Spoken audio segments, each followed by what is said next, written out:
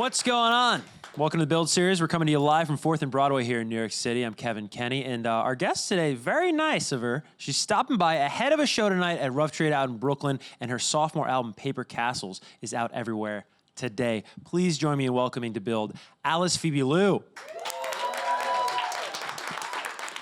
Is it funny? Like, I always think, right, like when you're like just sitting there, like hearing this dude just like list off all this impressive stuff about you, like is it a little mad?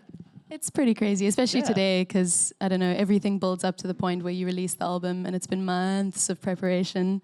So to hear it, and to hear you guys playing the album just before, it's surreal that other people are actually listening to the thing that I've been holding on to for so long. I want to ask you a question that is, it's weird, you know, we have all these artists there's like these themes that sort of present themselves over the course of interviews. We're talking about, when is an album real? Some people say it's real when you perform it and you see people sing it back. Other people say it's like once it's done, it's sent out, it's real. When is it real for you? Is it like today? Today it's real. It's just seeing people's like Instagram stories of them at home listening to it, so or cool. like getting feedback, actual feedback from real human beings who have heard it, not just your friends and your bandmates and your producer, but like other human beings in like all corners of the world listening to it. It's surreal. It's really crazy. It must feel a little bit like a secret being out, right? Definitely. It's like giving birth a little bit, and then the baby's just all of a sudden not yours. It just belongs to everybody. It's very daunting, but amazing as well. You described this, you know, I've heard the sentiment sort of like new album, new you, and you've gone through a lot of changes since we last got an album from you about 2 years ago. In what ways have you changed the most? I think I've just come into womanhood a lot more. I think that my previous album and my previous performances and my fan base was really holding on to this idea of me as like a cutesy young folk singer, and it was kind of stunting my growth a bit. I felt like I had to kind of play into that role a bit too much. And I kind of went through this process of just allowing myself to come into womanhood, to express myself in the ways that I felt fit, rather than, you know, adhering to what other people wanted from me. And it's been really, really nice to grow that way, and to not worry that I might lose a few fans along the way, but know that some people will grow with me and allow me to grow. And that's super important to me. I can't be playing a song that I wrote when I was 18 that I don't connect to anymore. I need to play the new stuff and show people like who I am now, you know? Totally. How do you not worry, though? I think that's mighty of you to not worry about losing a potential fan or not. How do you approach that as an artist? Because I think it's an under-talked about point, right? Where you develop an audience, I should say, and then you're maturing, you're changing. How do you make sure that the fans, your listeners, they stay there?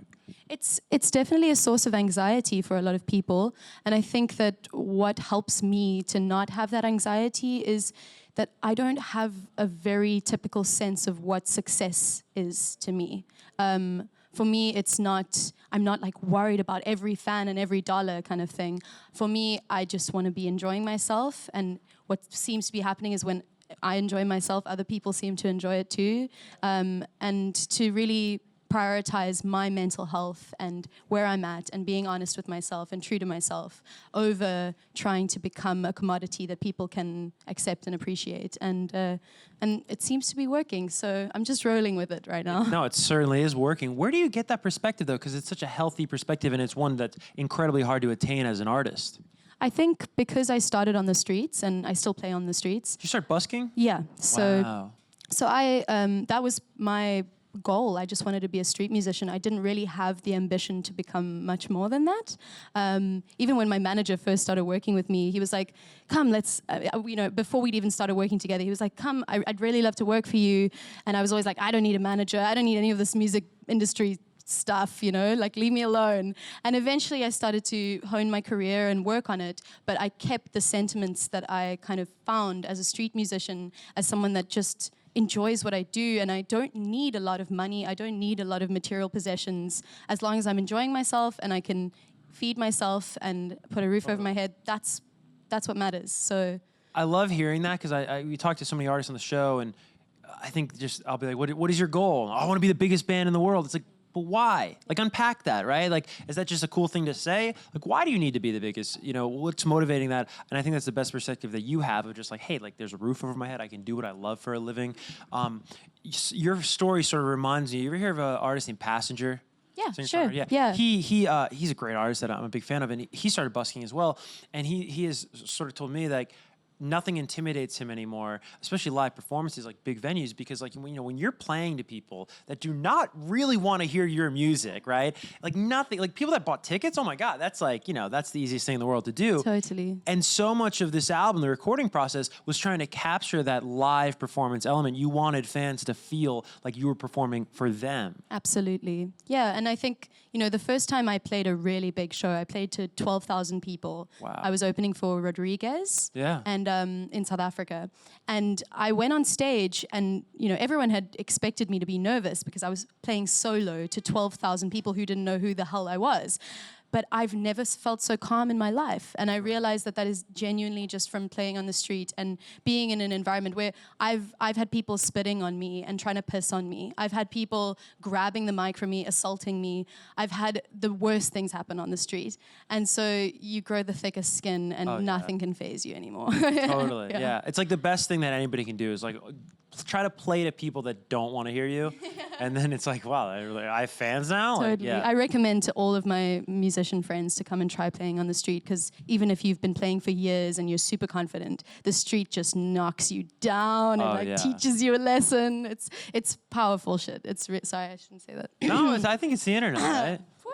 Where does this air? Didn't say that.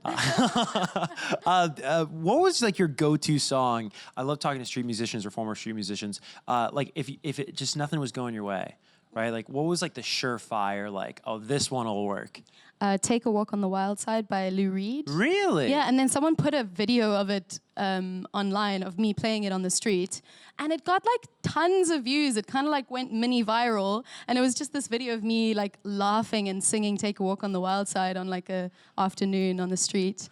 But yeah, that was always when everything was feeling a little harsh, a little rough, because the streets can be rough. Oh yeah. You ever do subways? Like I see a lot here in New York. If you guys live here, you know, there's a lot of subway performers. You ever do that? I did. Yeah. I did.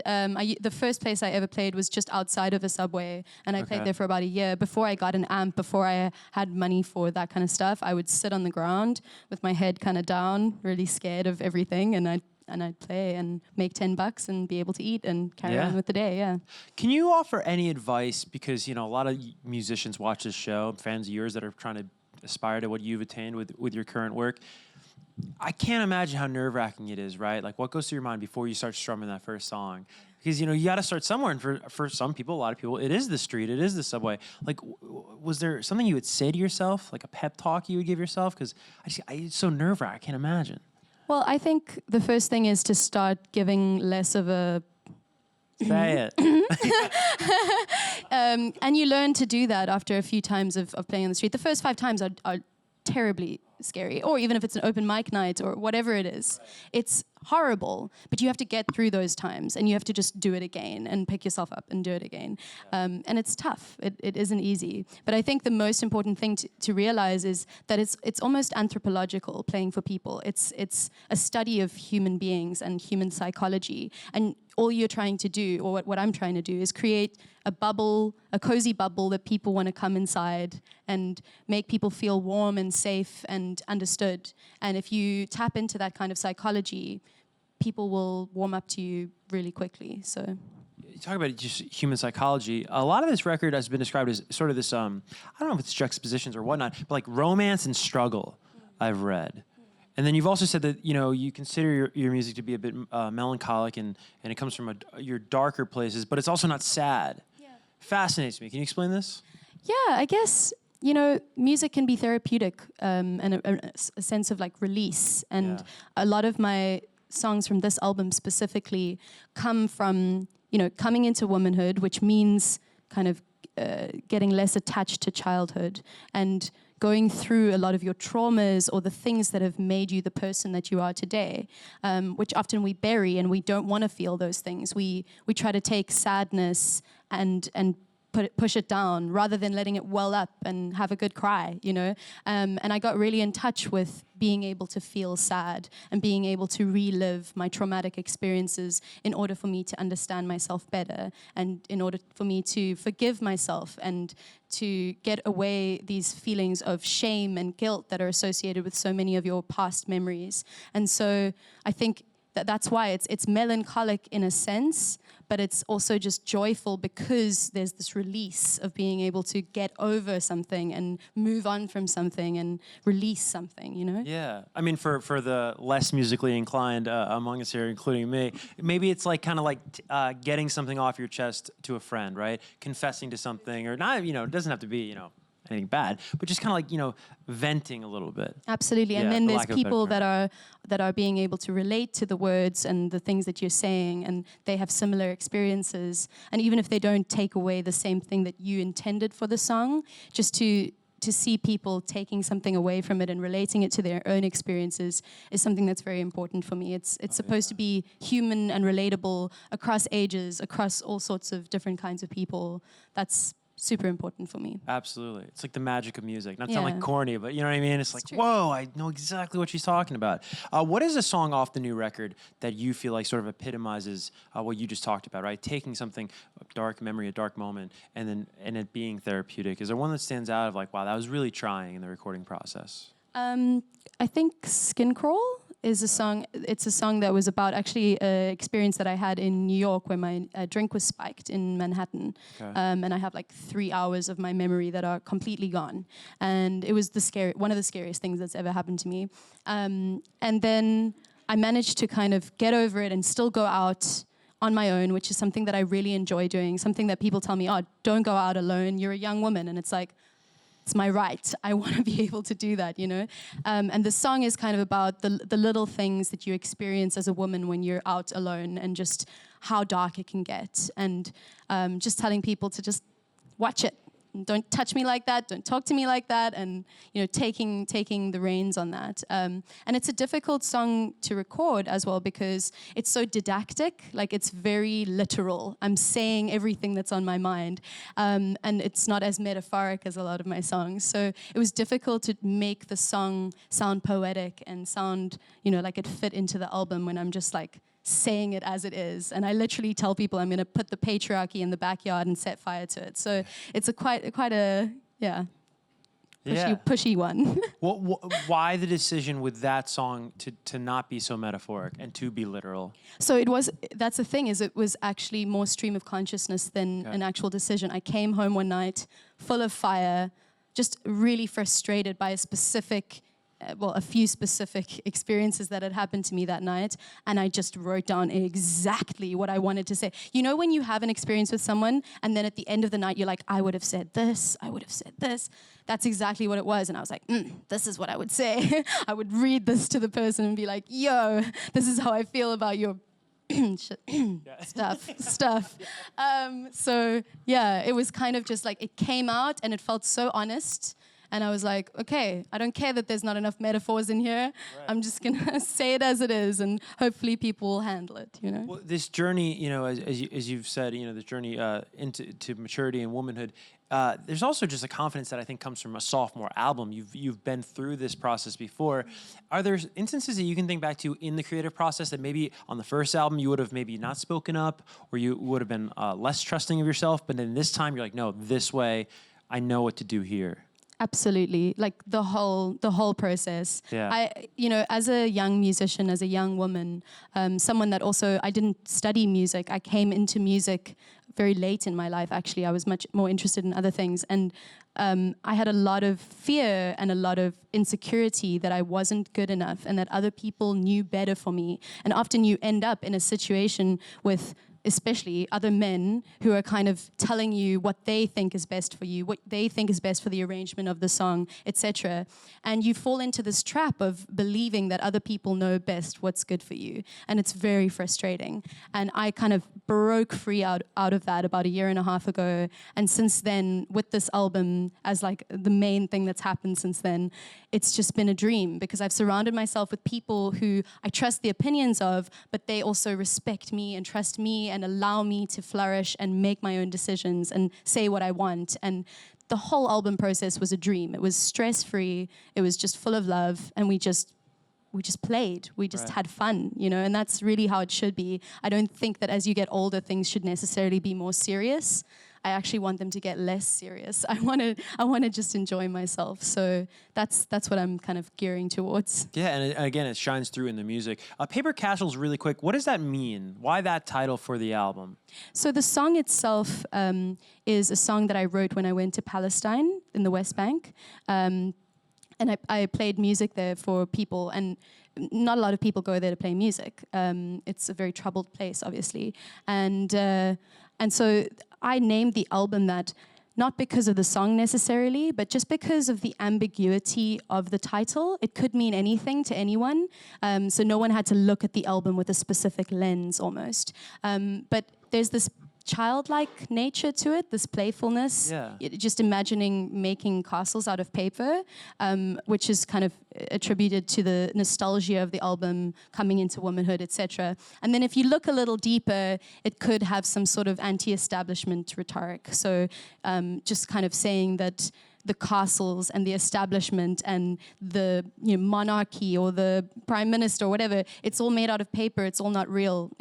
Well, and like those not to jump in, but like those opinions of these people who want to tell you what to do or think that they know best. Exactly. It's all just their paper that opinions. hierarchy. Well, totally. Yeah. And I really reject hierarchy in general. I think it also comes from playing on the street. Just when I played on the street, there was homeless people and drug dealers and all sorts of people needing to use the street as their space, and no one was above anyone else. You all just had to make it work, and you were all in the same boat. And it's something that stuck with me, and I just reject hierarchy in general. So there's some sort of little tinge there, but also it's just paper castles, it's just It's fun. simple. There's a lightness to it. Yeah, even exactly. if it's a little heavy.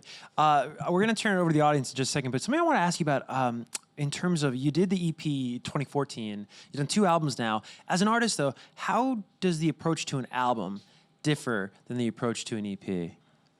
It really depends. I think it depends how much you're writing at the time and like the body of work that you're creating. If you're just doing like little pieces here and there, or if you've got like a full concept and a full theme going on in your life. I think that for me, writing is something that happens when I'm not touring. I'm touring and I'm going and I'm doing it, and then once that's over, I go through the writing process and start all over again. And for me, there isn't so much of a difference, I'd say. Yeah. Just quantity, I guess. Yeah, right? exactly. At the end of the day. Exactly. Let's get to our first studio audience question. It'll come from right up here. Hello. Hello. I wanted to ask, you talk about going to a lot of different places like Palestine and South Africa, and like how the places you've been to inspire like your sound or your lyrics. Yeah, wow. I mean, just first of all, just meeting people from all over the world and realizing our similarities, but also appreciating the differences. It all just attributes to being able to write songs that are fitted to anybody, that anyone can relate to. And that's something that I've really enjoyed, is seeing my audiences. They're all different ages. They're different people. When I played last night in Vienna, Virginia, there was just people that had driven from Ohio and from this place and that place. And I think the more that you travel and the more that you experience different cultures, different ideas, different schools of thought, you're able to have more empathy. And I think that through empathy, you're able to become a better writer, because you're able to write songs that more people can relate to. So hopefully that's kind of the path that I'm going on. Thanks for your question. You were in Virginia last night? Yeah. Wow, drove all the way here. That's amazing. Let's get to the second and final studio audience question. Hi. Hey. I was gonna ask, what inspires you to write your music, and do you ever get a writer's block when writing them? Absolutely. Well, first of all, the writer's block thing happens all the time. It's usually when you're overthinking things, and also when there's an expectation from other people to create more work and to create more content, and it gets really scary and you just kind of block up. And what then inspires me to get out of that and to move towards a place where I can be more creative and work in a better flow is usually going home. I try to go home 2 months of the year, every year. I've just come back 2 weeks ago. I've lived away from home for about 6 years now. So coming home is always a very emotional thing for me, going back to my kind of childhood and my friends and my siblings and my parents. And it just kind of it opens you up and makes you really sensitive again almost. And I always take a little road trip up the East Coast, which is a beautiful part of South Africa, beautiful nature. And I just kind of tap out, put my phone to the side and just get really in touch with myself again and with my instrument and with writing as much as I can. And honestly, the advice that I would give anyone who's got writer's block is to just have a pen and a paper with you all the time and just write. Even if it sounds stupid, even if you feel like everything's just not making sense, you just write as much as possible. And even if there's just one sentence out of that that is profound or that you find to be beautiful, you've done the job. Sure. Great question. Now, you're going to be very kind and perform for us in just a little bit. So if you're watching and following along at live, I should say, at billseries.com, don't go anywhere. But I did want to mention, you sold out Rough Trade. Round of applause for that. That's amazing. First ever headline tour in the U.S. I mean, a lot of things going on for you right now. But then you also, because of the high demand, you've added an in-store performance at 7 p.m. tonight. So if you're local, you're in New Jersey, New York, and you're watching us here, they can attend that. Exactly. So yeah, as soon as we saw that the Rough Trade show was sold out for me and the band playing tonight, we decided, since there's also some fans that are under 21 and some people that didn't manage to get tickets, I'm doing a little in-store show of like 25, 30 minutes, and I'll be doing it solo, and there'll be a little record signing. So yeah, that's at 7. That's really cool. Well, thank you so much, and thank you for watching, guys. One more time for Alice.